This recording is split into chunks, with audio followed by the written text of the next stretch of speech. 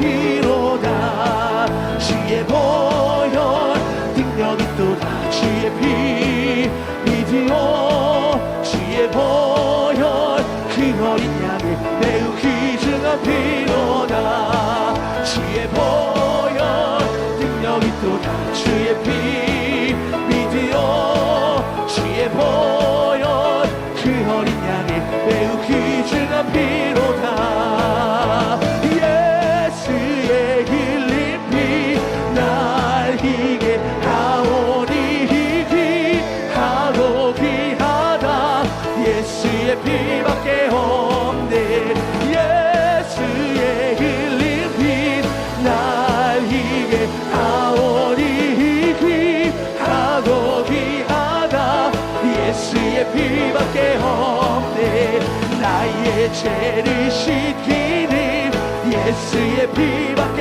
없네 다시 성회하기도 예수의 피밖에 없네 예수의 흘린 피 날 희게 하오니 귀하고 귀하다 예수의 피밖에 없네 예수의 흘린 피 날 희게 하오니 귀하고 귀하다 예수의 피밖에 없네 예수의 흘린 피 날 희게 하오니 귀하고 귀하다 예수의 피밖에 없네 나의 죄를 씻기는 예수의 피밖에 없네 다시 정케하기도 예수의 피밖에 없네 예수의 흘린 피 날 희게 하오니 귀하고 귀하다 예수의 피밖에 없네 예수의 흘린 피 우리를 정결하게 씻겨주십시오. 성령님 오늘 임자여 주셔서 우리 성도들의 기도의 문을 활짝 열어주십시오.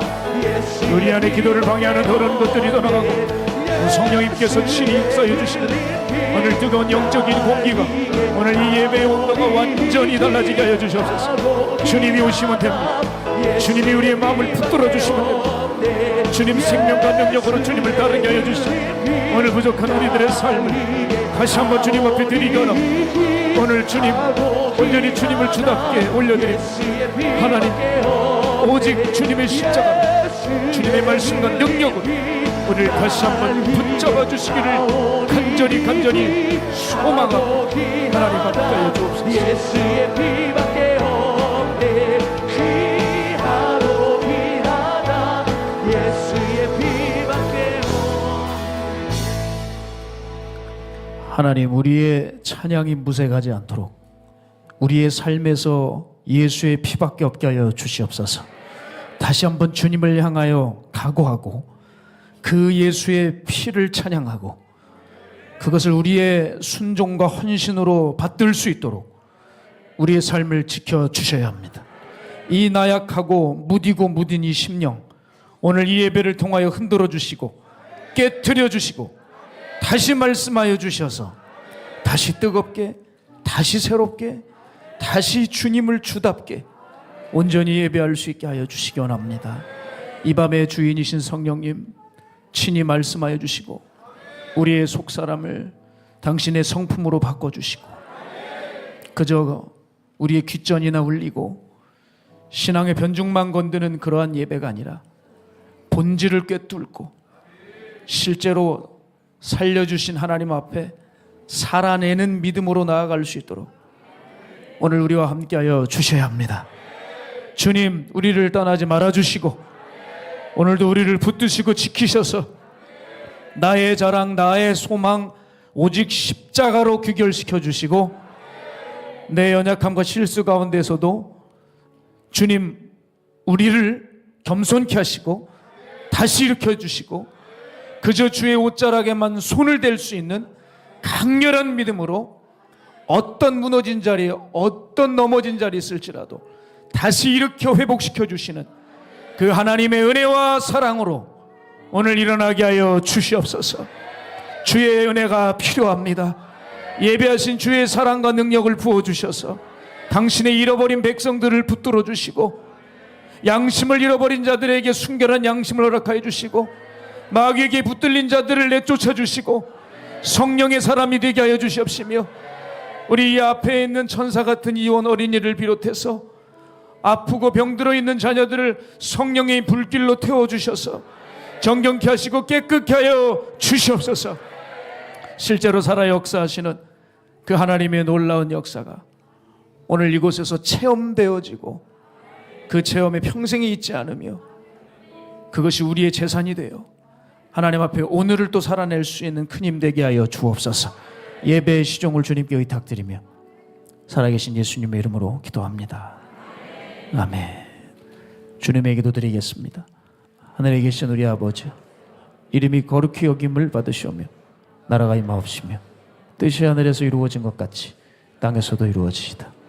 오늘날 우리에게 일용할 양식을 주옵시고 우리가 우리에게 죄 지은 자를 사하여 준 것 같이 우리의 죄를 사하여 주옵시고 우리를 시험에 들게 하지 마옵시고 다만 악에서 구하옵소서. 나라와 권세와 영광이 아버지께 영원히 있사옵나이다. 아멘. 아멘. 할렐루야. 오늘 주신 하나님 말씀은 요한복음 4장 13절에서 30절까지입니다. 요한복음 4장 13절에서 30절.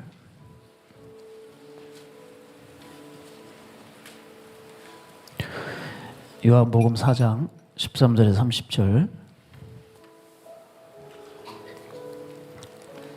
다 찾으신 줄로 알고 제가 한 절 여러분이 한 절 교독하시고 마지막 절 합독하겠습니다. 예수께서 대답하여 이르시되 이 물을 마시는 자마다 다시 목마르려니와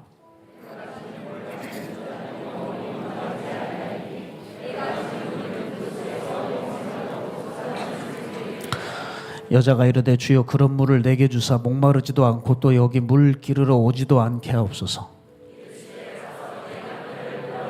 여자가 대답하여 이르되 나는 남편이 없나이다. 예수께서 이르시되 네가 남편이 없다 하는 말이 옳도다.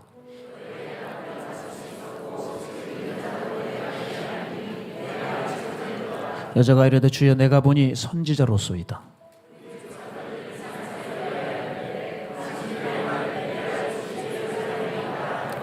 예수께서 이르시되 여자여 내 말을 믿으라. 이 산에서도 말고 예루살렘에서도 말고 너희가 아버지께 예배할 때가 이르리라.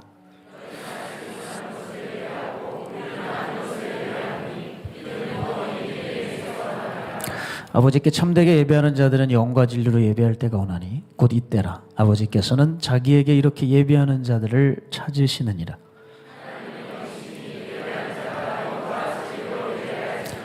여자가 이르되 메시아 곧 그리스도라 하는 이가 오실 줄을 내가 아노니 그가 오시면 모든 것을 우리에게 알려주시리이다. 이때 제자들이 돌아와서 예수께서 여자와 말씀하시는 것을 이상히 여겼으나 무엇을 구하시나이까 어찌하여 그와 말씀하시나이까 묻는 자가 없더라.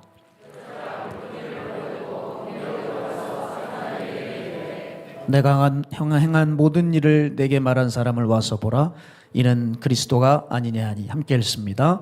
그들이 동네에서 나와 예수께로 오더라. 아멘. 아멘. 인생에는 두 가지 종류의 유형이 있습니다. 첫 번째는 정비형이고 두 번째는 수리형이라고 말씀드릴 수 있는데, 첫 번째 정비형은 뭐냐면 미리 있을 어려움을 예측하고 준비하는 것이고, 수리형은 일 다 끝난 다음에 이제 뒤치다꺼리 하는 것입니다. 여러분, 우리 사회는 어떤 유형에 속할 것 같습니까? 저는 수리형 같아요. 여러분도 생각하시는 바와 같이. 그래서 저는 요즘 이 시대를 불안사회라고 말하고 싶어요. 불안사회. 정말 불안해서 살아갈 수가 없죠. 최근에도 지금 뉴스 보셔서 아시겠지만 의성에 그런 역대급 산불이 났습니다. 여러분 뉴스 보셔서 아시겠지만 이제 일주일 만에 진화가 됐다라는 그 보도를 들었어요. 일주일 만에 그 괴물 산불이 잡혔습니다. 그래서 이번에 참 관계자들 또 소방 당국들이 정말 애를 많이 쓰셨던 것 같은데 그 산불 진화 작업 중에 또 안타까운 일이 있어서 참 우리의 눈시울을 붉은 일이 있는데 그 헬기가 한 대가 추락을 했죠. 그래서 70대 조종사가 사망했습니다. 40년 경력의 공군 베테랑이신데 도대체 어떤 이유에서인지 헬기가 떨어졌습니다. 정말 그 연기로 인해 시야가 제한당해서 떨어진 건지 아니면 정말 우리 흔하게 겪는 또 기체 결함으로 추락을 하게 된 건지 이제 당국이 조사를 벌이고 있지만 어떤 결과가 나올지 모르겠지만 만약에 기체 결함으로 그 헬기가 또 추락했다고 하면 참 그 엔지니어들의 그 직무유기로 인해서 또 애꿎은 조종사 하나가 희생당하게 된 것이라 참 가슴이 아플 것 같습니다. 여러분, 우리가 이런 일을 만날 때 철저하게 원인을 규명하고 철저하게 대비하지 않으면 정말 불안한 사회 속에서 우리는 계속 사는 겁니다. 저는 요즘에 장거리 뛸 일이 많아서 운전을 할 때가 많은데 옛날에 안 그랬거든요. 요즘 들어서 다리를 건너려고 하면은 그렇게 불안해요. 자꾸 이게 밑을 내려다보고 만약에 무너져서 차가 이렇게 꼬부라질 때 나는 창문을 내려야 되는 것인가? 뭐 항상 이 생각을 해요. 이 다리에 안전검사했을까? 여러 생각을 합니다. 이제는 참 별의별 거 신경 다 쓰고 살아가야 되는 그런 세상이 되어버렸어요. 누구도 믿지 못하는, 도무지 믿을 수 없는 불안 사회를 우리는 살아가고 있습니다. 그런데 우리는 이미 다양한 불안을 겪고 있죠. 미래에 대한 불안도 있고 생계에 대한 불안, 생업에 대한 불안, 관계에 대한 불안, 이미 불안을 많이 겪고 있는데도 불구하고 요즘에는 내 생에 대한 불안마저 생겼어요. 사람들 직무유기로 인해서 다리를 저와 같이 건너가든 엘리베이터를 타건 뭔가 불안이 이렇게 엄습해 오는 거죠. 여러분, 이 불안은 조심해야 됩니다. 왜냐하면 이 불안은 사람을 억압하고 속박합니다. 왜냐하면 이 불안은 인간의 내면을 마비시키고 사람을 경직시키게 만들어버려요. 그래서 여러분, 이 불안은 참 무서운 것인데 특별히 이 문제를 해결해 보려고, 이 불안을 해결해 보려고 애들을 쓰시는데 거기에 집착하면서 오히려 도리어 메어버리게 되는 그런 현상이 일어나는 게 불안입니다. 엄청 크네요. 보통은 그냥 소리가 들리는데 이건 엄청 크네요. 이거는 필경 연세가 좀 있으신 분이 아닐까. 안 들리셔서. 네, 이해합니다. 네. 75세 이상은 저희가 애교로 봐드립니다. 그러나 그 이하는 회계연금 반드시 10만 원 이상을 하셔야 됩니다. 자, 불안은 그렇게 사람을 오히려 매이게 만들어 놓죠. 우리가 흔한 예로 요즘 참 사람들이 명품을 많이 갖고 다니시고 입으시는 것 같아요. 또 도로에서 보면 여기가 한국인가 외국인가 헷갈리지 않습니까? 수입차가 정말 많습니다. 근데 왜 이렇습니까? 이거 다 불안 때문이에요. 그거 갖지 못하면 뒤처진 것 같고 자존심이 상하고 거기에 집착하게 되고 나는 그거 못 가지면 실패한 인생 같고 루저 같고 거기에 매여버리는 거죠. 또 그 명품 안에서도 비교가 되지 않나요? 있어야 말이죠. 그죠? 그 명품 안에서도 서로 비교들을 하면서 거기서 또 뭐 우열을 다투지 않을까요?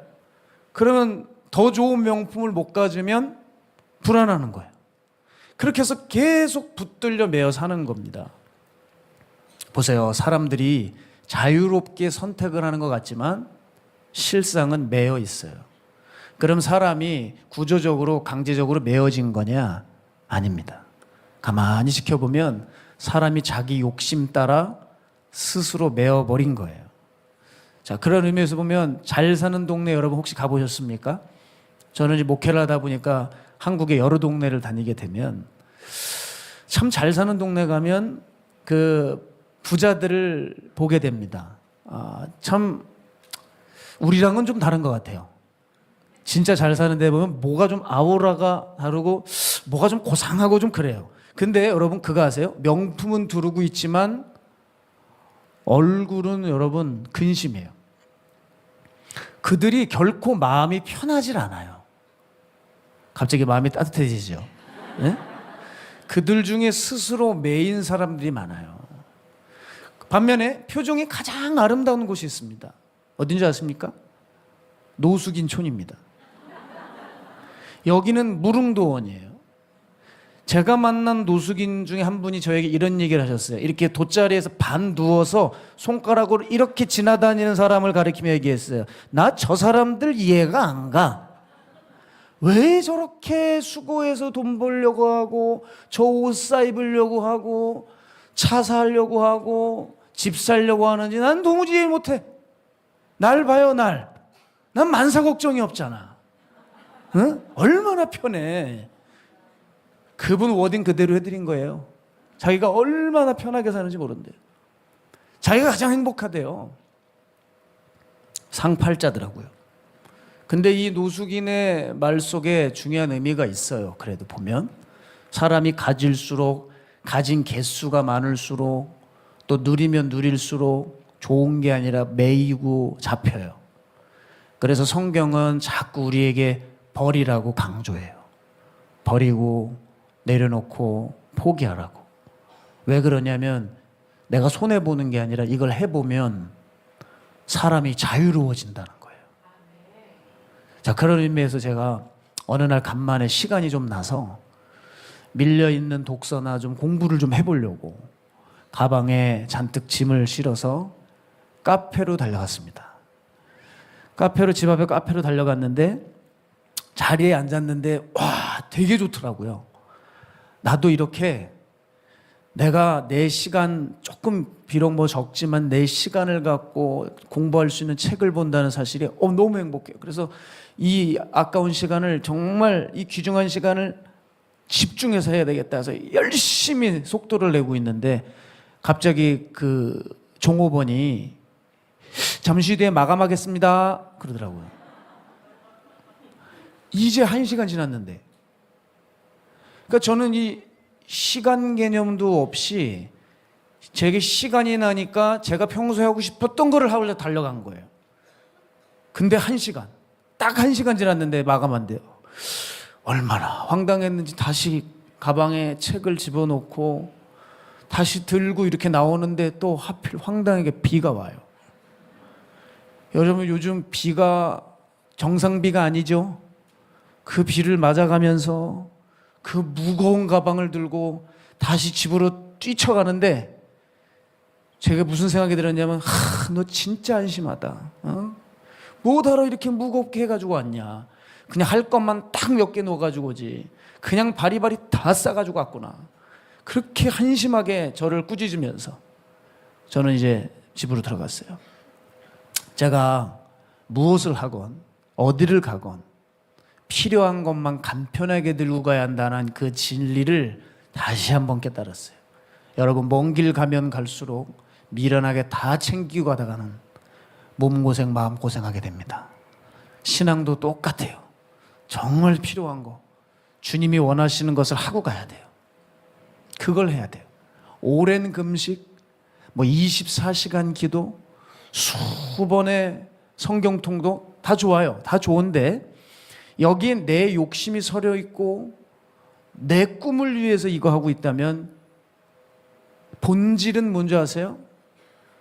겉은 경건해 보이는 행위로 포장되어 있지만 본질은 결국 매여 있는 거예요. 아무런 효과가 없습니다. 자, 우린 중요한 질문을 한 가지 여러분에게 던져야 돼요. 나는 지금 내 스스로가 매여 있는 것은 아닌지 확인하셔야 돼요. 내 방식대로, 내 스타일대로 사는 삶이 겉으로 보기엔 자유로워 보이죠. 그러나 실제로는 속박당한 겁니다. 자유의 문을 열 수가 없는 거예요.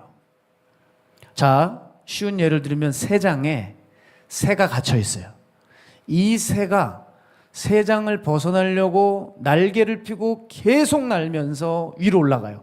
근데 새장에 천장이 있으니까 계속 턱 부딪혀가지고 떨어지고 턱 부딪히고 떨어지는 거예요.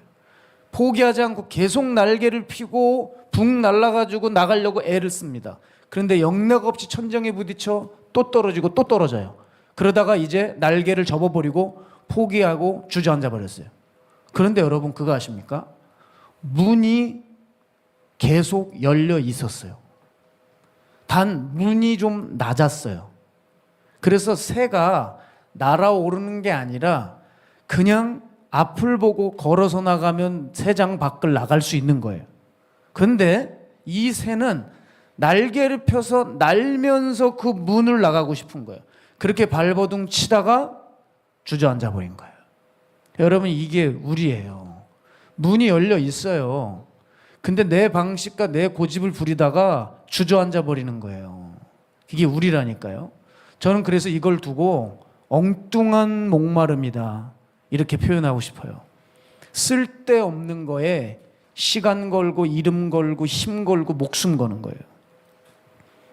이런 맥락에서 러시아의 대문호인 도스토옙스키가 이렇게 고민에 빠졌습니다. 그 당시 도박을 하는 사람들이 많았나 봐요. 주변에 도박장이 있었는데 도박장을 늘 가는 사람들을 바라보다가 어느 한 사람을 붙들고 이렇게 물었습니다. 대체 당신 도박을 왜 하느냐? 라고 물었는데 뭐라고 얘기하냐면 내가 돈 때문에 하는 줄 아냐? 내 안에 목마름 때문에 한다 그러더래요. 그래서 실제로 도박을 하러 가는 사람들에게 적당한 돈을 줘봤는데 그들이 돈에 만족해하지 않고 여전히 도박장을 달려가더래요.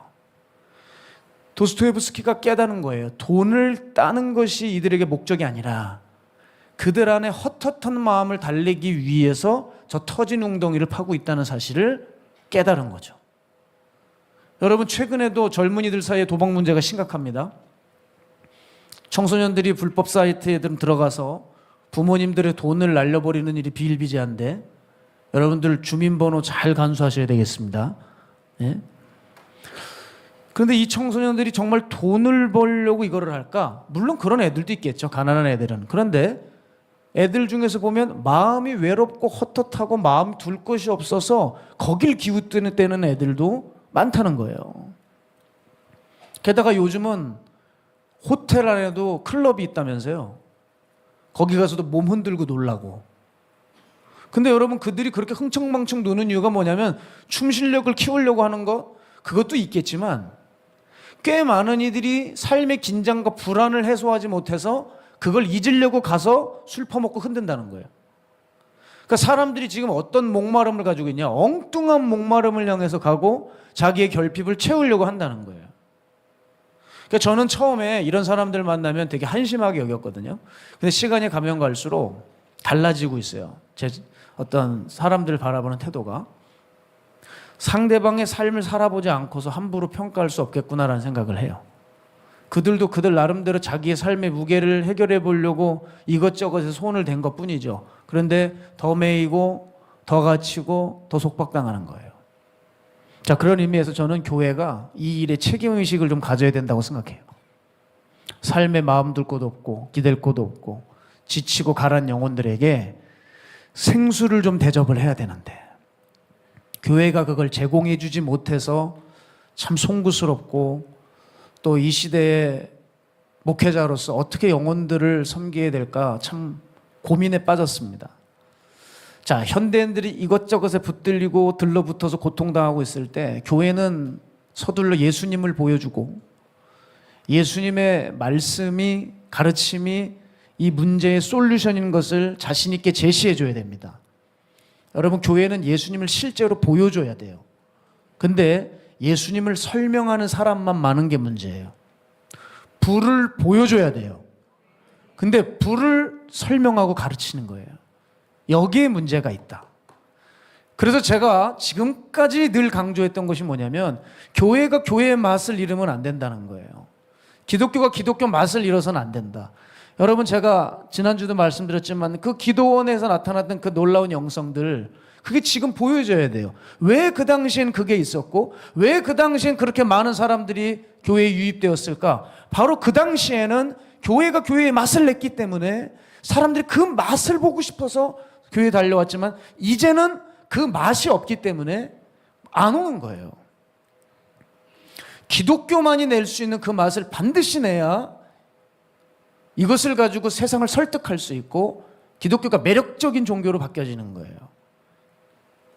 제가 작년에 사역자들과 대화를 나눴습니다.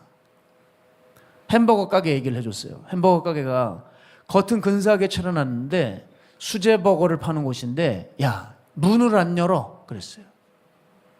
먹어보려고 가는데 문이 닫혀있고 또 먹어보려고는 문이 닫혀있고 또 가면 뭐 정기휴가고 오늘은 좀 더 팔았는지 또 뭐 일찍 퇴근해버리고 도대체 맛을 못 봤어요. 근데 저만 맛을 못 본 게 아닌 거예요. 결국 그 집은 문을 닫아버렸습니다. 최악의 음식점입니다. 최악의 음식점. 그러면서 저는 또 한 사례를 얘기해 주었죠. 작년에 완전히 망해버린 카페 얘기를 제가 종종 해요. 커피가 맛이 없진 않아요. 그냥 그 카페는 그럭저럭 맛을 내요. 그런데 이상하게 경제가 어려워져서 그랬겠죠. 사람들이 점점 줄기 시작하는 거예요. 아마 이 카페 주인이 위기의식을 느꼈던 것 같아요. 그래서 신메뉴를 내놨어요. 볶음밥. 전 처음에 이 카페가 브런치를 시작하나 보다 생각했어요. 그래, 그건 이해가 됐어요. 시간이 좀 지났어요. 갑자기 뭐가 나오냐면 떡볶이. 여러분도 지금 암담하죠? 결국 거기 망했어요. 여러분, 햄버거 가게는 사람들이 햄버거 먹으러 가는 거예요. 카페는 커피 먹으러 가는 거예요. 그거 먹으러 가는 거예요. 그게 있어야 돼요. 여러분, 맛집 가보셨어요? 맛집 메뉴 많은 거 보셨습니까? 제가 아는 고깃집도 딱 2개만 팔아요. 돼지 생갈비, 삼겹살 끝. 그 밑에 된장찌개. 끝내주지 않습니까? 고민할 수가 없어요. 고민을. 전 분식집 진짜 싫어해요. 뭘 먹어야 될지 모르겠어요. 항상 우유부단해. 맨날 똑같은 걸 시키면서 맨날 똑같이 고민해. 어차피 똑같은 걸 시킬 거면서 고민을 하고 있어. 그런 제 자신이 한심해. 맛집 메뉴는 간단해요. 제가 아는 해장국집, 뼈해장국, 육개장 끝. 진짜 맛있습니다. 바글바글합니다. 맛있는 집은 깍두기도 맛있어요. 밑반찬도 맛있어요. 제가 늘 사역자들에게 말하는 게 뭐냐면, 너네도 교회를 분식집 만들지 마라. 마가에달 합방은 내야 될 맛이 있어. 여기에 정통해서 이 맛을 내야지, 이것 집적 저것 집적 이미 맛을 내고 있는 것을 죽여서는 안 된다. 항상 제가 그 얘기를 해요. 여러분, 교회는 쉽게 말해서 무슨 맛을 내면 되는지 압니까? 2가지 맛만 내면 돼요. 구원과 사랑입니다. 그것 빠지고 나머지 하면 그건 교회로서 본연의 맛을 잃은 거예요. 사람을 구원시키고 사랑으로 섬기고, 이거 딱 2가지만 있으면 돼요. 순서도 바꾸면 안 돼요. 메인 메뉴는 뭐라고요? 구원이죠. 구원이 먼저예요. 그 다음에 사랑이에요. 여러분, 교회가 사랑이 좀 부족해도 괜찮아요. 구원만 시켜주면. 사랑이 위에 가고 구원이 안 되는, 이것도 심각한 문제가 되거든요. 아시겠습니까? 구원받는데 조금도 지장이 없는 교회다. 그럼 그 교회 다니시면 됩니다. 그게 어느 교회든 간에. 사랑이 부족해도 이 교회 나오면 나는 무조건 천국 갈 것 같아. 그럼 그 교회를 선택하셔야 돼요. 우리는 이것에 포커스를 맞추고 여기에 집중적인 교육을 하고 이것에 대한 현장만 있으면 됩니다. 세상이 원하는 건 딱 이거예요. 복음을 통해서 구원을 알고 싶고 십자가의 정신을 통해서 사랑을 배우고 싶은데, 교회가 이 맛을 안 내주고 엉뚱한 메뉴만 내놓고 있으니까 가고 싶지 않죠. 그리고 교회에서조차도 엉뚱한 목마름에 빠져있고 길들여져 있어요. 교인들조차도 분명 목말라긴 하지만 뭘 구해야 될지 정확하게 모른 채 방황하고 계신다는 거예요. 그러니 이 시대의 교회는 이 방황하는 영혼에 대해서 좀 책임의식을 갖고 그 영혼들을 구제하고 건져내야 되지 않겠습니까? 그런데 왜 교회가 그들을 책임지지 못할까요? 왜냐하면 간단해요. 자기 자신의 영혼도 사랑하지 않기 때문이죠.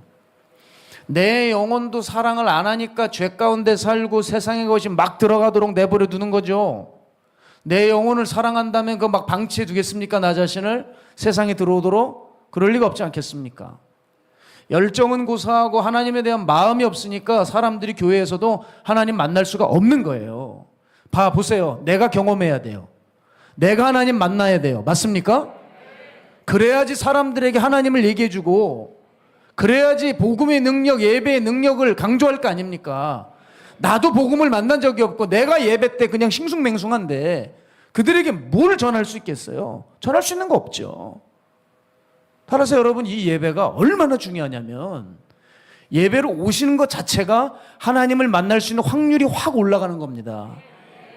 그래서 예배를 오라는 거예요. 되도록이면 현장에 오시라는 거예요. 몸이 불편하시고 사연이 있어서 온라인 예배 드리시는 거 충분히 이해합니다만은 그런 것이 아니라면 꼭 나오시라는 거예요. 그래서 여기서 현장에서 역사하시는 성령의 역사를 통하여 하나님을 만날 수 있는 확률을 좀 보다 높이시라는 거죠. 이 예배를 통해서 성경 속 글자 속에 갇혀있는 하나님이 아니라 강대상에서만 맴도는 그런 설교가 아니라 여러분이 실제로 역사하시고 살아계시는 그 하나님을 만나고 돌아가시기를 축복해요. 제가 우리 금요 집회 때 감사 인사를 드리는 거는 너무 고마운 것은 이 예배를 드리기 위해서 2시간, 3시간 그 교통체증을 뚫고 오시는 분들이 계시는 거예요. 여러분, 이게 어떻게 가능하냐? 갈망 때문이에요. 저는 그 갈망이 우리 모두에게 일어나게 원합니다. 아니, 언덕만 올라오면 예배인데도 안 올라오는 사람들이 있으시잖아요. 어떡하자는 얘기예요? 여러분, 우리 갈망이 있으셔야 돼요. 그 갈망이 있는 사람과 없는 사람 비교해 봤을 때 예배를 드리는 임하는 자세가 전혀 다릅니다. 인간은 무조건 갈망하게 돼 있어요. 근데 그 대상이 누군지가 몰라서 그런 거죠. 무조건 인간은 갈망하게 돼 있어요. 인간은 무조건 주인을 섬기게 되어 있어요. 그게 하나님인지 뭔지 그걸 몰라서 뿐이죠. 밝혀내시라는 거예요. 내 갈망을 이제 참 주인이신 하나님께 돌리자. 그렇게 되면 내 안에 헛헛하고 공허한 마음들이, 어떤 깊은 목마름들이 해결되는 일이 일어난다는 거예요. 그런 의미에서 오늘 요한복음 4장을 보셔야죠. 그런 의미에서 이 우물가의 사마리아 여인, 이게 딱 우리 모습이거든요. 헛헛하고 목마른 삶, 공허하다 지쳐버려 길을 잃어버린 인생. 그 한 인생이 바로 이 여인이에요. 그 여인에게 예수님이 뭐라고 말씀하시냐면 요한복음 4장 14절, 내가 주는 물을 마시는 자는 영원히 목마르지 아니하리니 내가 주는 물은 그 속에서 영생하도록 솟아나는 샘물이 되리라. 주님이 성령을 그에게 주시겠다는 뜻이죠. 이 여인은 자기의 결핍을 세상적인 방법으로 애써 채우려고 해봤지만 얻지 못했습니다. 여러분 잘 아시다시피 이 여인은 억압과 속박에 갇혀 있는 거예요. 주님은 이 딸을 자유케 하시고 그 영혼의 깊은 갈증을 해결해 주시는 그 과정을 이 4장에 기록해 놓은 겁니다. 잠시 예수님과 이 여인의 대화로 들어가 보면 예수님이 지쳐서 이 여인에게 물 좀 달라 했어요. 그때 이 여인이 뭐라 그러죠? 당시 유대인과 사마리아인 사이가 안 좋아요. 그래서 그 얘기를 하는 거예요. 아니, 유대인 남자가 어떻게 사마리아 여자에게 물 달라고 합니까? 하면서 유대인과 사마리아인의 그 역사적인 불화를 끄집어내는 거예요. 이 여자가.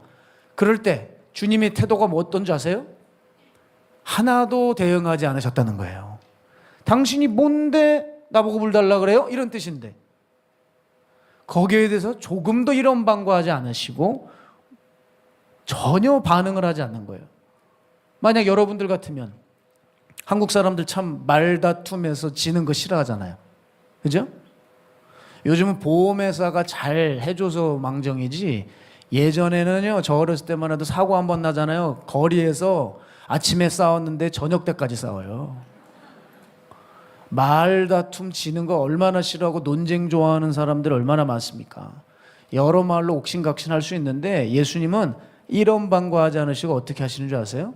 이 사마리아의 여인의 영적인 무지와 이 부도덕함을 아주 자연스러운 방식으로 드러내셔서 다 꼼짝 못하게 하시는 거예요. 고단수죠.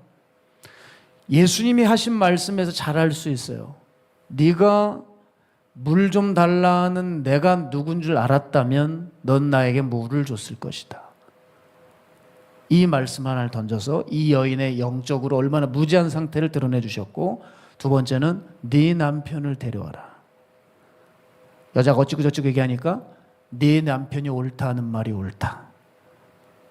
이 세 문장 정도로 이 여인의 영적 무지와 그녀의 숨은 죄가 다 드러나는 거예요. 여러분, 이 우물가의 사마리아 여인에게 던지셨던 예수님의 말씀은 오늘 이 시간 우리에게도 주님이 던지고 계시다는 사실이에요. 우리는 사실 아직 예수님을 몰라요. 예수님이 앞에 계셔도 여전히 내 고집과 욕심에 눈이 멀었기 때문에 예수님을 제대로 발견하지 못해요. 오늘 성령께서 여러분의 자리에 임재하셔서 지나다니셔도 욕심에 찬 사람들은 그 성령을 느끼지 못할 겁니다. 게다가 우리 속에 그리스도인으로서는 죄된 부적절한 행동을 주님께서 오늘도 끄집어내기를 원하시는 거예요. 자, 이럴 때 우리가 주님 앞에 어떻게 반응을 해야 될까요? 수긍할 겁니까? 아니면 부정해 버릴 겁니까? 사실 이 질문이 의미가 없는 게, 여러분, 사람이 예수님 앞에 딱 서잖아요.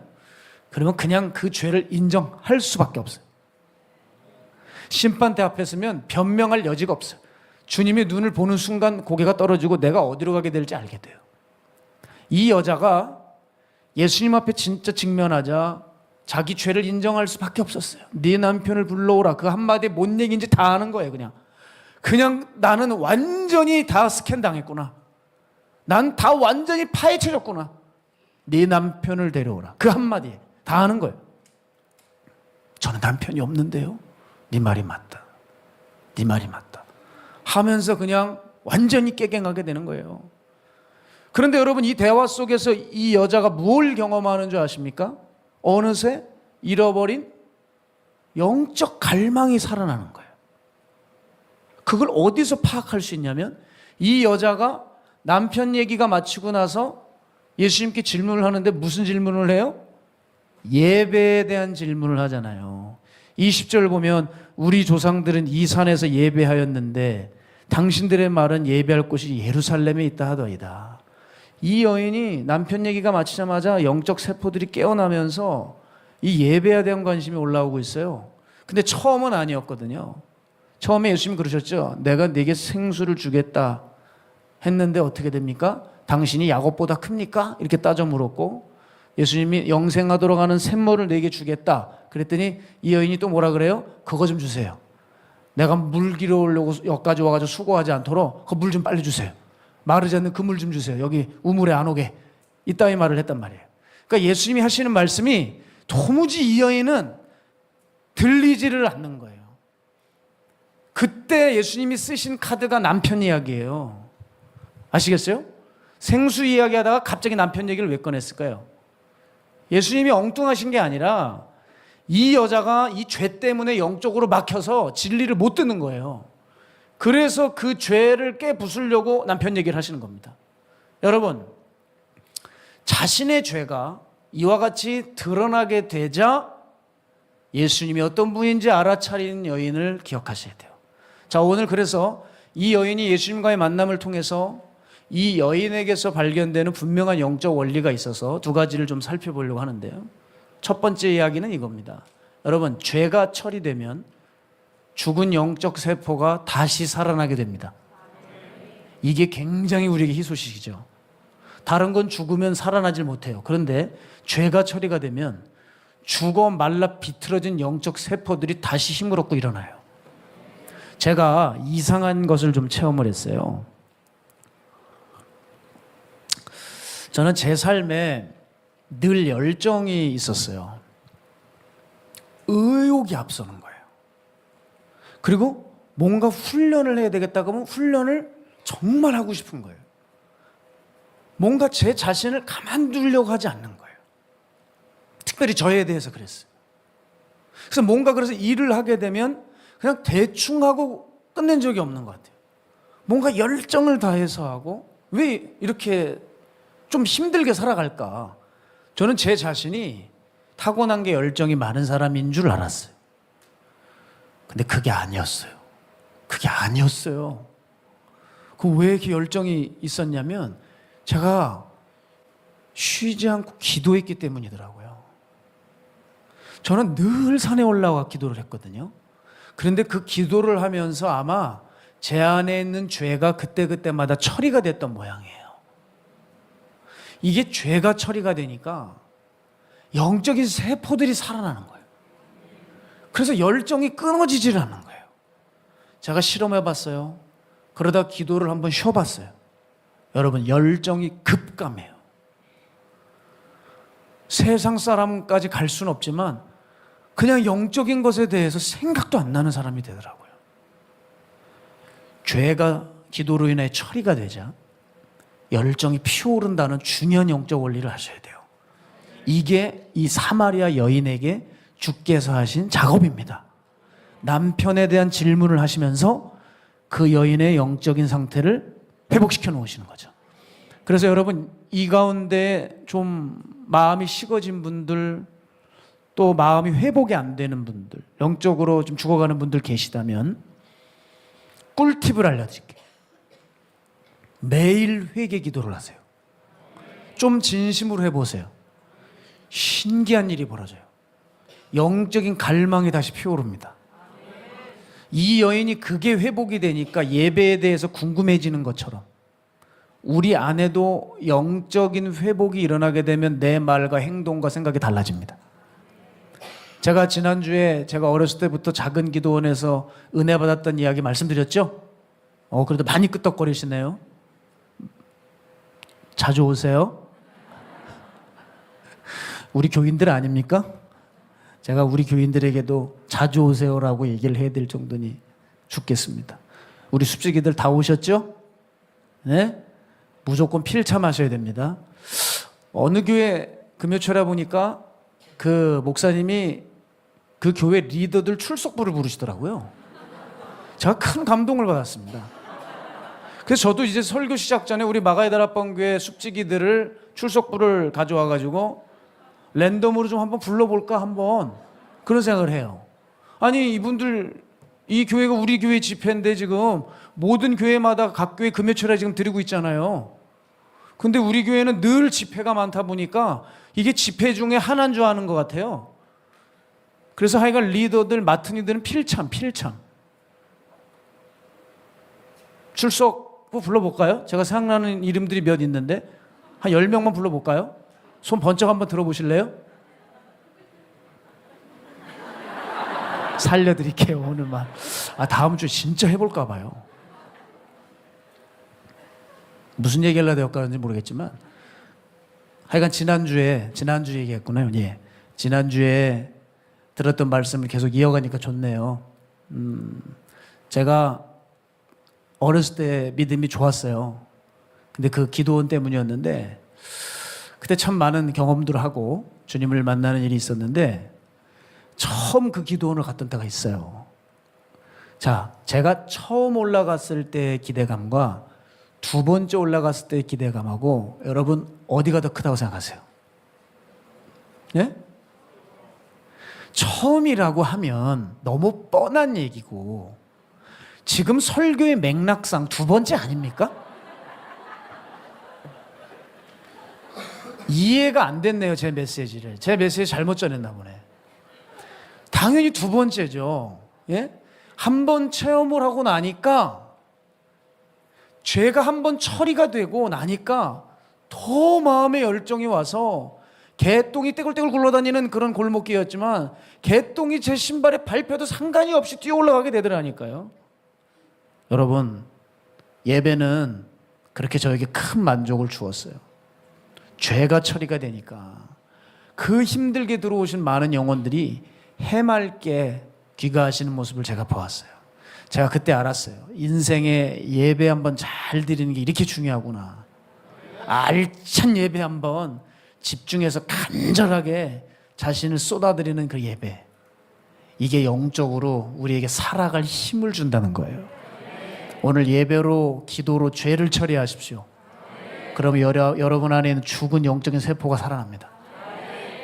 두 번째는요, 이 예수님과의 만남을 통해서 이 여인에게서 발견되는 중요한 영적 원리는 이거예요. 큰 것을 만나면 작은 것에서는 초연해지게 된다는 거예요. 자, 여러분, 저는요 정말 매어 살았어요. 저는 제 꿈이 있고 목표가 있었습니다. 그래서 매년 시험을 치렀어요. 정말 아등바등되며 살았어요. 정말 행복하기 위해서, 정말 성공하고 싶어서, 돈 때문에 어려움 당하고 싶지 않아서 저는 저 자신을 시험이라고 하는 올무에 갇히게 했어요. 자, 그래서 매년 시험을 치르다 보니까, 공부를 하다 보니까 점수가 오르긴 오를 거 아닙니까? 그럼 점수가 오르면 오를수록 행복해야 되잖아요. 행복하지 않았어요. 저는 오히려 더 거기에 매여 있었어요. 그러다가 저는 정신적인 고통이 찾아옵니다. 그러면서 동시에 주님이 저를 부르시는 일이 벌어져요.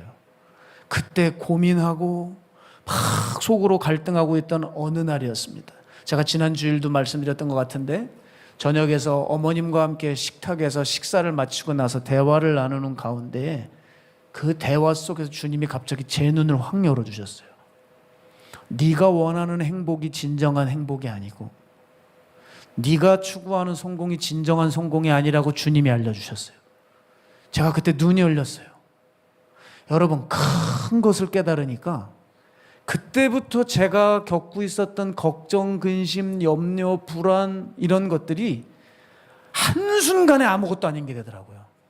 저 그때부터 되게 담대해졌어요. 세상에 대해서 정말 초연함을 갖게 되더라고요. 여러분, 제가 중요한 말씀 드릴 거예요. 잘 들으셔야 돼요. 이제 여러분, 예수님 믿을 때 뭐가 생기냐면 믿음이 생기고 우리 안에 예배가 들어오고 기도의 힘도 생겨요. 맞습니까? 이것도 다 맞는데 여러분, 예수님 믿을 때 이게 꼭 들어와야 돼요. 세상에 대한 초연함이요. 예수님을 믿으면 가치관이 바뀌어요. 가치관이 변화되었다는 증거가 뭐냐? 세상에 대한 태도가 달라지는 거예요. 세상에 대해 초연해지기 시작해요. 초연하는 게 뭐지? 하시는 분들을 위해서 제가 국어사전을 찾았어요. 초연하다라는 뜻이 뭐냐면 어떠한 현실 속에서 벗어나 그 현실에 아랑곳하지 않고 의젓하다, 이런 뜻을 가지고 있는 거예요. 여러분, 이 국어사전보다 제 표현이 더 쉬울 것 같아요. 초연한 건 뭐냐? 세상을 그냥 깔보고 내려다보는 거예요. 그냥 이렇게. 예전에는 세상을 위로 뒀어. 그리고 동경하는 거예요. 명품, 오 벤츠, 오 구찌 이러고 살았는데, 이런 병신, 이런 거지 같은 거, 저 쓰레기 아니야? 이렇게 되는 거죠. 밑으로 내려다보게 된다는 거예요. 뭐 저까지 거를 가지고 살아? 뭐 저거를 위해서 목숨을 걸어? 제네시스 V 뭐 GV90 못하면 어때냐? 이렇게 되는 거예요. 초연해지는 거예요. 초연해지는 거예요. 그까지까지 이렇게 되는 거예요. 이게 예수 믿을 때 달라지는 초연함이죠. 우리가 이 초연함을 가져야 돼요. 근데 이 초연함은 어떻게 하면 이것이 가능해질까? 궁금하시죠? 이게 또 생각보다 간단해요. 자, 쉽게 예를 들어 볼게요. 어느 한 사람이 이성교제를 했다고 해보죠. 교제를 하는 가운데 마음이 그렇게 크질 않는 거예요. 그래서 이 남자가 이 여자를 끊어내야 되겠는데 관계가 싹둑 정리가 안 돼. 계속 마음이 약하고 뭔가 이렇게 마음이 정리가 못해가지고 관계를 칠칠칠칠 끌고 가는 거예요. 이럴 때 이 관계를, 이 온전치 못한 관계를 단칼에 잘라내는 방법이 있습니다. 뭔지 아십니까? 정말 사랑하는 사람이 생기는 거예요. 이게 사랑이야 뭐야 헷갈리고 이러고 있다가 진짜 뭐 정말 이건 사랑이야. 저거는 내 운명의 여자야. 내가 저거 놓치면 후회할 것 같아. 아주 그냥 확실한 분명한 사랑이 생기게 되면 이 뜨뜨미지간 질질 끄는 거 잘라버리는 겁니다. 아시겠습니까? 아멘이요? 남편을 그냥 확 생기셨습니까? 교회에서? 괜찮은 분이? 우리 교회는 결혼을 한 번만 하는 것을 룰로 좀 정하려고 하는데, 사람은 사람으로 잊어버린다 그러죠? 더 큰 사랑이 생기면 이전 감정들은 사라져 버리는 거예요. 여러분, 바로 이거죠. 내가 세상에 대해서 내려다보고 초연해지고 싶으면 하나님을 더 사랑해야 됩니다. 세상과 비교할 수 없을 정도로 하나님에 대한 마음이 커버리면 세상을 딱 내려다보게 되죠. 십자가의 성 요한이 이런 말을 했습니다. 세상의 유혹은 너무도 강해서 신령한 것들에 대한 더 절절한 갈망으로 불타지 않는다면 세상의 것에 대한 욕구를 떨칠 수 없다. 이렇게 말했어요. 이해되셨습니까? 세상이 너무 강하기 때문에 내가 하나님에 대해서, 영적인 것에 대해서 세상보다 더 절절하게 끓는 갈망이 없다면 이 세상을 물리칠 수가 없다는 거예요. 더 큰 사랑으로만 이길 수 있는 거죠. 작은 감정들 따위를. 어느 저술가로 유명한 목사님이 이런 고백을 하시더라고요. 본인이 외부 집회나 강연이 많으신 편인데 자기가 항상 이 출장을 떠날 때 고민이 되신대요. 무슨 고민이 되냐면, 내가 이제 출발을 하는데 이번 출장 기간 동안에 넘어질 것인가 넘어지지 않을 것인가. 왜냐하면 출장 가운데 혼자 있을 때 유혹이 찾아올 거라는 거예요. 항상 출장을 떠나려고 할 때 고민에 빠진대요. 근데 이 고민 끝에 결론을 내리신 게 뭐냐면, 내가 넘어지지 않는 데만 집착을 하고 신경을 쓰는 것은 온전치 못하다라고 생각을 한 거예요. 그래서 이분이 이 문제를 해결하기 위해서 어떤 방법을 쓰시냐면 하나님과 함께하며 취미를 갖는다고 하시더라고요. 이것이 유혹을 방어하는 일이라고 하셨어요. 자, 이 말이 무슨 말이죠? 세상의 유혹을 누리는 그 쾌락과 어떤 기쁨과 즐거움이 있을 거 아닙니까? 근데 이거를 물리치려면 하나님과 함께하는 즐거움이 더 커서 유혹이 생각나지 않게 하겠다는 거죠. 그래서 그 하나님과 함께 건전한 어떤 활동을 계속 자기가 만들어 나가고 있다는 얘기를 하시는 거예요. 이와 같이 하나님과의 애정으로 치고 들어오는 원수의 공격과 유혹들을 방어해내야 되는 거죠. 여러분, 이걸 여러분에게도 적용하셔야 돼요. 자, 내가 집에서 혼자 있을 때라든지 여러분의 터전에서 내가 번번이 넘어지는 게 있어요. 그럼 그 유혹이 또 올라오지 않도록 하려면 어떻게 해야 되냐? 각자가 그 하나님과 함께하는 즐거움, 그 무엇을 만들어내셔야 돼요. 내가 뭐에 항상 넘어집니까? 그럼 그것을 잊게 할 수 있는 그 주님과 함께하는 무언가를 그건 여러분이 찾으셔야죠. 다음 주까지 숙제입니다. 그것을 여러분 꼭 발견하시고 찾고 개발하셔서 내가 번번이 넘어지는 그 유혹을 이길 수 있는 사람이 되시라는 거예요. 여러분, 저는 제 자신을 지키기 위해서 뭘 하느냐, 제 얘기를 해드릴게요. 저는 가장 목회자에게 두려운 때는 언제냐? 설교 전일까요? 설교 후일까요? 잘 들으셨네요. 오늘 지금은 설교 후겠죠. 설교 전에는 정신이 하나도 없어요. 주님과 교제해야죠. 말씀에 제가 잠겨야죠. 숙지해야죠. 기도해야죠. 정신이 하나도 없어요. 타락할 시간이 없어요. 문제는 설교 후예요. 사람이 헛헛해져요. 마음이. 많은 사람들과 함께 뜨겁게 열광스럽게 예배를 하다가 혼자 딱 처해져 있으면 등에 땀이 쭉 나 있으면서 마음이 공허할 때가 있어요. 사람이래 어쩔 수가 없어요. 여러분, 이때 제가 가장 위험한 때라는 사실을 알았어요. 그래서 그걸 비교적 일찍 깨달았기 때문에 제가 특별히 신경 쓰는 산기도가 언제냐면 주일 사역 마치고였어요. 주일 사역이 딱 마치게 되면 이제 한 6시쯤 됩니다. 그럼 얼른 저녁을 먹고 조금 있다가 바로 산에 차 끌고 올라와요. 그럼 산에 올라가서 기도하기 시작합니다. 그리고 주일을, 그 밤을 주님과 보내버려요. 아멘이 아니고요. 기도의 질로 따질 것 같으면 정말 부끄럽습니다. 어느 날은 기도하다가 하루 종일 피곤할 거 아니에요. 잠이 들어버렸어요. 무릎을 꿇고 잠이 들었어요. 얼마나 잔지도 몰라요. 제 코 고는 소리에 깼어요. 코를 얼마나 고는지 이렇게 움츠고 있으니까 이렇게 될 거 아닙니까? 사람이 이게 구조적으로 이 소리에 깬 거예요. 너무 놀라가지고 한 몇 번 있었어요. 야, 진짜 내가 이러고 살아야 되나? 그런데 어쩔 수가 없는 거예요. 그런데 이상한 게 있어요. 그렇게 사역 후에 공허하고 헛헛한 마음들을 올라올 때마다 대비해서 이렇게 하나님과 함께 시간을 보내는 게 그 어떤 한 줄을 지켜주는 것 같아요. 그게 제가 요즘에도 사활을 걸고 올라옵니다. 주일 마치고 진짜 힘들어요.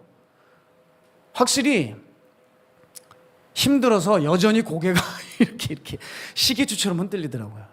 어쩔 수가 없어요. 왜냐하면 말씀을 준비하는데 잠을 못 자고 나오기 때문에 제가 좀 시간이 일정이 워낙 타이트하다 보니까 말씀 준비하는 시간이 이렇게 많지는 못해요. 그러니까 좀 잠을 못 자는 시간이 많은데 그러다 보니까 밤이 되면 막 정신이 없이 시계추처럼 흔들려요. 근데 그 일을 제가 쉴 수가 없는 게 뭐냐면 그렇게 하고 내려가더라도 이게 나를 통제하는 훈련, 이 내 마음을 지키는 일에는 으뜸이고 뭐 고상하고 디테일하게 제가 뭐 이렇게 하나님과의 함께 즐거움을 찾을 수 있는 여력이 없어요. 그냥 저는 그냥 갔다가 저를 그냥 꾸러트려 놓는 거예요, 그냥. 그런데 이것도 유익이 돼요. 그러고 나서 집으로 돌아가면 또 풀어질까봐 제 침대에는 스마트폰을 치워버립니다. 세상에 어떤 메시지도 그날 들리지 않게 하기 위해서 침대에 무조건 스마트폰을 치워놔요. 그렇게 해서 기도하다가 잠드는 게 제 영적 루틴 중에 하나입니다. 그러니까 여러분 밤에 새벽에 저한테 전화를 거시고 카톡을 하셔도 확인을 안 돼요. 핸드폰이 없어요. 그러니까 만약에 교회에 무슨 큰 비상한 일이 생기면 제 아내에게 전화를 하시거나 유빈이에게 전화를 하신다거나 제 아들에게 이렇게 해주시면은 우리 인천 시민 여러분 정말 감사하겠습니다. 왜냐하면 저를 지키기 위해서 세상이 찾아오기 전에 유혹이 찾아오기 전에 욕심이 찾아오기 전에 미리 방어해 놔버리는 거예요. 그러면 이렇게 해버리면 동시에 뭐가 생기냐면 내 안에 하나님을 향한 갈망, 하나님을 향한 사랑, 뜨거움이 주님이 선물로 주시더라고요. 그렇게 시계추처럼 고개를 흔들다가 주일 마치고 힘들어가지고 이러고 있다가 내려가도 평일에 기도할 때 불이 떨어지는 거예요. 그런 의미에서 하나님께서 저를 다시 기도하게 하시고 다시 이 단에 오르게 하신 주님께 감사해요. 우리가 어떤 이유를 불문하고 다시 기도할 수 있다는 거 축복입니다. 여러분 이전까지 어떻게 오셨습니까? 고난이 와서? 질병이 있어서? 어떤 어려움이 있어서 여러분 이 단을 찾으셨는지 모르겠지만 여러분 그 모든 재료를 감사해 보세요. 지금 불안하십니까? 그 불안도 감사하셔야 돼요. 왜냐하면 예수님 만나고 보니까 그 불안했기 때문에 주님께 찾아오게 된 거예요. 그 불안이 결국 우리의 새로운 시작이 되게 해준 겁니다. 그 불안으로 인해서 내가 비로소 자유해질 수 있는 그 문을 열게 된 거죠. 여러분 우리는 이렇게 초연함을 체득해 가는 거예요. 이와 같이 각자의 자리에서 하나님과 함께하는 즐거움의 그 무엇을 만들어내시면서 하나님에 대한 사랑을 키워갈 때 우리는 세상을 내려다볼 수 있고 세상에 대해서 담대해질 수 있고 세상을 이길 수가 있게 되는 것입니다. 요즘도 저는 이 기도의 자리를 찾는 이유 중에 하나가 정말 예전에 사역 가운데 치열하게 기도를 했어요. 매일매일 산에 오르는 거 여러분 그 쉬운 일이 아닙니다. 제가 포기해야 되고 치러야 할 대가가 만만치 않았습니다. 저는 결혼하고 나서 제 아내 오붓하게 가족끼리 저녁에 시간을 보낸 적이 없어요. 진짜 불쌍한 여자죠. 가끔 제가 신랑이 있는 건지 없는 건지 헷갈린다고 신혼 초엔 그랬던 것 같아요. 왜냐하면 늘 없으니까 저는. 저녁이 되면 저는 없어요. 그냥 늘 산에 가 있으니까. 그런데 여러분 그때가 그렇게 그리워요. 불과 몇 년 전까지 그렇게 하나님 사랑하고 세상에 대해서 담대했던 것 같아요. 지금은 아니니까 이렇게 얘기하는 거예요, 여러분. 제가 자랑하는 거 아니라 불과 몇 년 전에 그래도 담대했어요. 제 아내가 가끔 이런 얘기를 해요. 당신은 그 봉고차를 끌고 강남 한복판에 내려서 어쩜 그렇게 당당하고 자신감 있게 활개를 치고 다녔는지 모른대. 여러분 솔직히 제가 그 화려한 강남에 제 봉고차에서 내릴 때 사람들이 저를 쳐다보는 눈빛이 어땠는 줄 아세요? 외계인 쳐다보시 쳐다보더라고. 뭐야 저 물 흐리는 자식은, 뭐 이런 표정이에요. 저런 옷에 저런 후줄근한 것에 저런 똥차에 뭐 이런 표정이에요. 그때는 근데 그런 게 하나도 문제가 안 됐어요. 그게 뭔지 아세요? 초연함이죠. 이 썩을 놈의 세상, 이 강남이 소돔과 고모라, 저 세속적인 여인들, 질서는 잡혀있지만 저거 얼굴에 질서는 있지만 마음은 혼돈인 여자들, 뭐 이러면서 이놈들아 예수 안 믿으면 다 지옥이야 이것들아, 이러면서 활기치고 다니고 아주 당당했죠. 그리고 마음이 그렇게 자유로울 수가 없었어요. 제가 그때 알아요.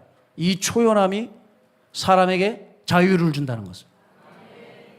그 어떤 것에도 매이지 않고 잡히지 않고 늘 기쁘고 즐겁고 행복할 수 있다는 거. 그걸 배웠어요. 사마리아 여인이 그걸 체험한 거예요. 늘 매어있고 속박 가운데 있다가 너무나 그 큰 분을 만나고 그 사랑에 빠져버리니까 어떻게 됩니까? 자기를 짓누르고 있던 죄책감, 열등감, 피해의식 따위 다 날아가 버리고 완전한 자유함을 얻은 거예요. 이 여인은 항상 사람의 눈치를 보고 다녔던 사람입니다. 그러니까 남들 없을 때 그저 조용할 때 와가지고 우물가에 와가지고 물을 얼른 퍼가지고 나가는 그런 여인이었단 말입니다. 네? 저건 남자 5명 잡아먹은 옆했네야. 뭐 이런 얘기 들리고 막 눈빛 보내고 손가락질하고 이런 것에 짓눌려서 사람을 피하고 산 지가 꽤 오래되었단 말입니다. 그런데 그 큰 분을 만나고 나서 사람의 눈치 따위 전혀 아랑곳하지 않고 의젓하게 그냥 뛰쳐나가는 거예요. 예수님 만나자마자 어디로 뛰쳐나가는 줄 아세요? 사마리아 동네 한 목판으로 들어가서 사람들 사이에서 예수를 증언하는 거예요. 사람들이 저 여인에 대해서 뭐라고 쳐다보건 또 뒤에서 뭐라고 흉을 보건 관계가 없이 그렇게 담대함을 가지고 들어갈 수 있었던 거예요. 이게 뭐예요? 초연함이에요. 28절에서 30절 보면 여자가 물동이를 버려두고 동네로 들어가서 사람들에게 이르되 내가 행한 모든 일을 내게 말하는 사람을 와서 보라. 이는 그리스도가 아니냐 하니 그들이 동네에서 나와 예수께로 오더라. 사마리아 여인, 마치 창녀 취급했던 이 여자가 그 한복판에 와서 복음을 전하는데 30절에 뭐라 그래요? 그 많은 사람들이 그들이 동네에서 나와 누구에게 오더라? 예수께로 오더라. 전도가 된 거예요. 사마리아 여인이 전도자가 됐다고요. 그 이유가 뭔지 아세요? 더 큰 사랑이 임해서 그래요. 더 큰 사랑이 임해서 그 어떤 것 앞에서도 초연해지게 만들어준 겁니다. 여러분, 그 큰 사랑이 내게 오고 그 큰 사랑을 하게 되면 심지어 사람이 어디 앞에서도 초연해지는 줄 압니까? 여러분, 이 세상을 관영하고 있는 가장 강력한 세력이 뭡니까? 죽음입니다. 인간이 감당할 수 없는 가장 큰 힘이 뭐예요? 죽음이죠. 이 죽음 앞에서는 부하건 지식이 있건 권력이 있건 상관없이 다 벌벌벌 떱니다. 꼼짝없이 당합니다. 그런데 그 신앙의 초연함을 가진 사람은 죽음 앞에서도 초연하다는 거예요. 진짜 신앙인들의 특징 중에 하나가 뭐냐면 죽음을 두려워하지 않더라는 거예요. 제가 지금도 눈에 선한 분이 있어요. 이 마가에달 합방교회에서 늘 수고하고 헌신하셨던 분입니다. 비록 평상시에 남편에게 늘 매를 맞았던 분이죠. 늘 그렇게 매를 맞고 살았어도 주님이 계셔서 살아갈 수 있었던 분이에요. 이 기도원 시절에, 이곳이 기도원이었던 시절에 늘 이 집회에 빠지지 않고 예배만 마치면 이 주방에 뛰어들어가 그렇게 피지땀을 흘리면서 수고하시고 헌신하셨던 그분이 어느 날 몸이 쇠하셨어요. 청천벽력 같은 얘기를 들었습니다. 아니, 저렇게 귀한 분이 암이 다 퍼졌어요. 아마 주님께서 그분이 보고 싶으셨던 모양이에요. 이분이 입원하셨던 얘기를 듣고 가만히 있을 수 없어서 신방을 갔어요. 병문안을 갔을 때 제가 이분을 보고 기도를 해드리고 이렇게 물끄러미 바라보고 있는데 제 표정이 슬퍼 보였나 봐요. 이분이 저를 이렇게 보시면서 하셨던 이야기가 아직도 기억나요. 목사님, 슬퍼하지 마세요. 나는 걱정하지 마세요. 난 이제 곧 주님 앞에 가요. 난 주님께 가요. 목사님, 바쁘신데 와주셔서 감사해요. 바쁘신데 얼른 가세요. 걱정하지 마시고 어여 가세요. 어여. 그 말이 생생해요. 그렇게 뒤를 돌아 문을 닫는데 그 문 사이로 그분의 얼굴이 지금도 선합니다. 그 병실에서 저를 쳐다보셨던 눈빛과 그 말투, 말씀이 있었어요. 세상이 그분을 잡을 수가 없었어요. 그 초연함, 그 병실에서의 그 눈빛, 제가 지금까지도 하나님 제게 그 눈빛을 주세요. 세상에 거하고 있지만 이미 세상을 떠난 상태의 눈빛이었어요. 세상을 이미 초월하여 내려다보며 이 땅을 잠시 나그네처럼 계시는 분이었어요. 그게 얼마나 한없이 부럽고 저는 또 그게 안 돼서 괴로웠는지 몰라요. 자, 여러분은 예수님 만나고 이 세상에 대해서 초연해지십니까? 아니면 지금 거꾸로 돌아가 세상을 사랑하고 계십니까? 우리가 진정 예수님을 사랑한다면 우리를 매이고 붙들고 잡아놓는 것이 있을 수가 없습니다. 더 이상 그 무엇도 우리를 사로잡을 수가 없는 겁니다. 오히려 다 잘라내고 끊어낼 수밖에 없죠.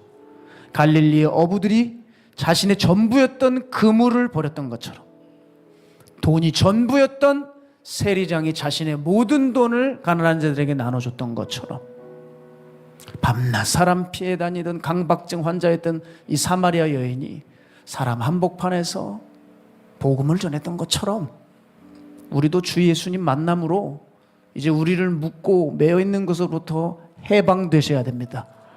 여러분의 불안으로부터 해방되셔야 됩니다. 세상의 기준으로부터 해방되셔야 됩니다. 과거로부터 해방되셔야 됩니다. 중독과 악수로부터 해방되어야 됩니다.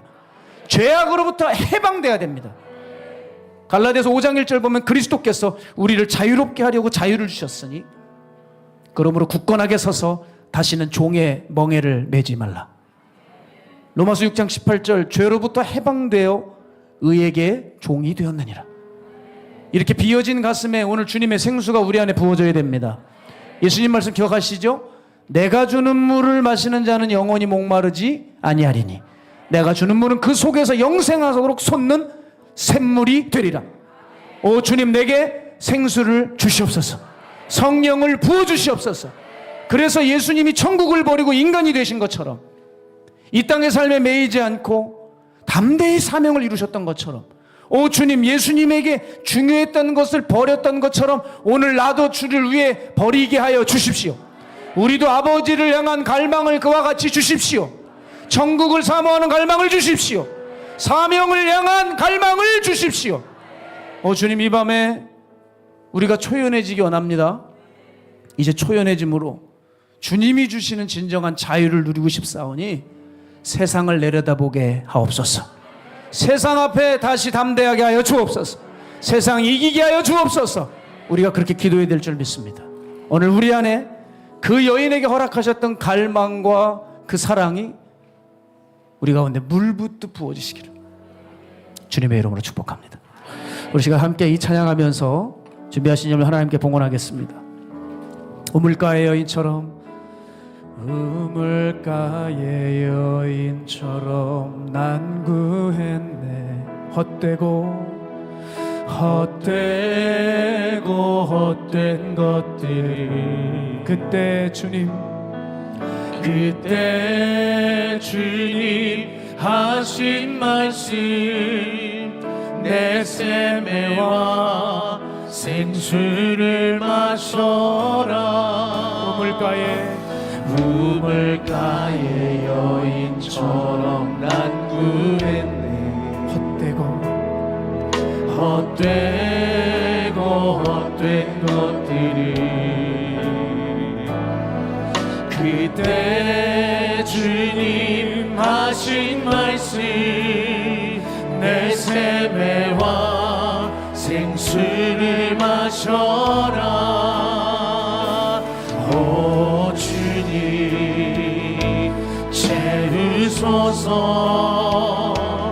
나의 잔을 높이 듭니다. 하늘 양식 내게 넘치도록 채워주소서. 많고 많은 사람들이 찾아섰네. 헛된 것들이 주 안에 감추인 몸에 세상 것과 난 이길 수 없네. 오 주님 채우소서. 나의 잔을 높이느니라. 하늘 양식 내게 채워주소서. 넘치도록 채워주소서. 내 친구여 거기서 돌아오라. 내 주의 넓은 품으로 우리 주님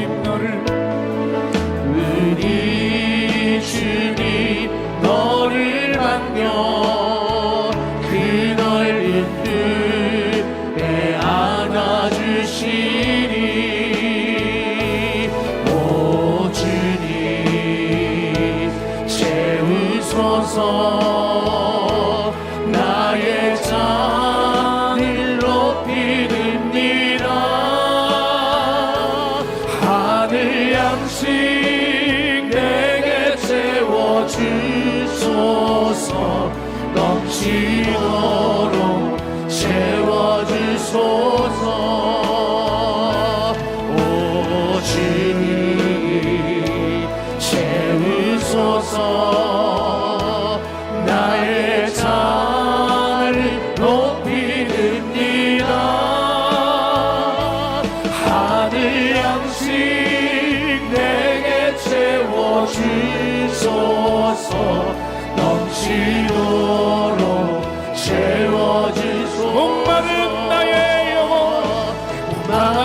나의 영혼 주를 부르니 나의 맘 만져 주소서. 주님만을 원합니다. 더 원합니다. 나의 맘 만져 주소서. 목마른 나의 영혼 주를 부르니 나의 맘 만져 주소서. 주님만을 원합니다. 더 원합니다. 나의 맘 만져 주소서. 주님만을 원합니다. 주님만을 원합니다. 더 원합니다. 나의 맘 만져 주소서. 주님만을 원합니다. 주님만을 원합니다. 더 원합니다. 나의 맘 만져 주소서. 우리 이 시간 기도하며 나갈 때 오 주님 성령의 불로 하나님의 말씀으로 오늘 생수의 강으로 우리 안에 더럽고 추잡한 모든 것들을 깨끗하게 씻겨주시고 우리 주님이 주시는 물로 인해 영생하도록 솟아나는 샘물로 오늘 다시 한번 우리를 영적으로 일으켜주시고 주를 위하여 헌신하는 주님의 아들 딸들 되게 하여 주시옵소서. 우리 시간 결단하며 주님 이름 세 번에 주고 기도합니다. 주여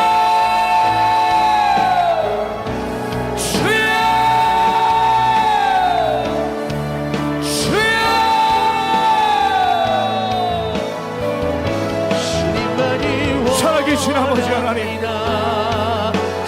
제가 무엇 할 수 있겠습니까? 성령님 자정하여 주셔야 우리의 영혼 육을 살려주실 것입니다.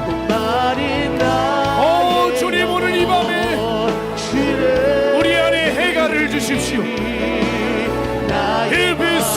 카라비르는 스리비 에르네 오로베베 스켈로이 카바비르베스 주님이라 주세요. 주님이라 주셔야 합니다. 우리 안에 주님을 향한 목마른 마음을 주십시오. 우리 안에 터진 웅덩이를 그만 파게 하여 주십시오.